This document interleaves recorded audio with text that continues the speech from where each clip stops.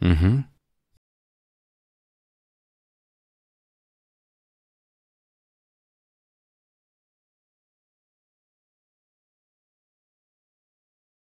Bon, on revient à nos partis.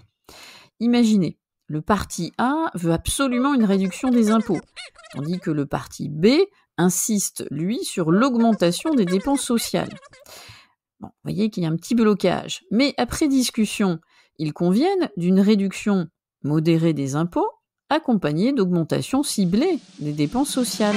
Vous l'avez compris, la connotation ici du mot compromis est dès lors des plus positives, car le compromis ici est vu comme un acte de réflexion commune, de coopération, de diplomatie et de pragmatisme. Il montre surtout la capacité des partis à dialoguer et à trouver un terrain d'entente. Et cela montre surtout leur capacité à avancer ensemble. Vous vous souvenez, promittere, envoyer devant quelque chose. Bref, faire des compromis, c'est avancer ensemble pour le bien de tous.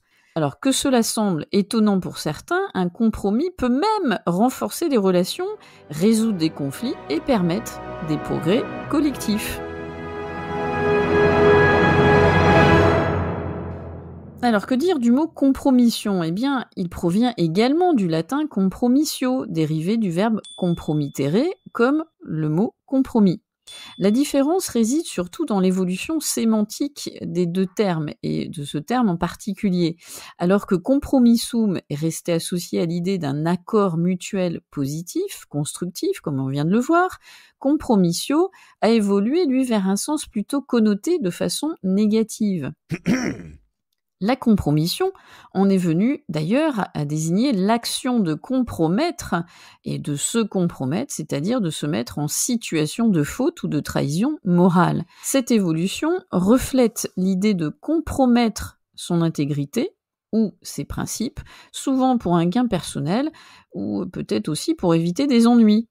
Alors on va prendre un autre exemple qui lui aussi est indépendant de toute ressemblance avec la réalité. Prenons le cas d'un fonctionnaire. Ce fonctionnaire accepte par exemple de falsifier des documents en échange d'une somme d'argent. Ici, le fonctionnaire sacrifie son intégrité pour un gain financier, ce qui est une compromission. On voit comment celle-ci est perçue alors comme une trahison de ses propres valeurs ou celle de la société. Elle est souvent d'ailleurs associée à la corruption, la fraude, la manipulation et donc ça va de pair avec l'opportunisme. Parfois, souvent. Alors vous voyez bien que compromis et compromission partagent une origine étymologique similaire, mais leur signification et leur implication sont radicalement différentes.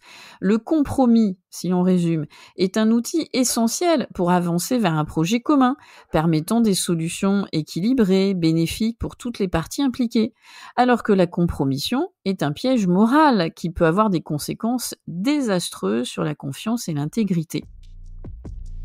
En politique, comme dans la vie quotidienne, si l'on résume, il est crucial de savoir quand faire des compromis et quand éviter les compromissions. Mais cela, c'est une autre histoire. D'ici là, je vous dis à très vite sur Clapetimo pour découvrir et savourer d'autres mots.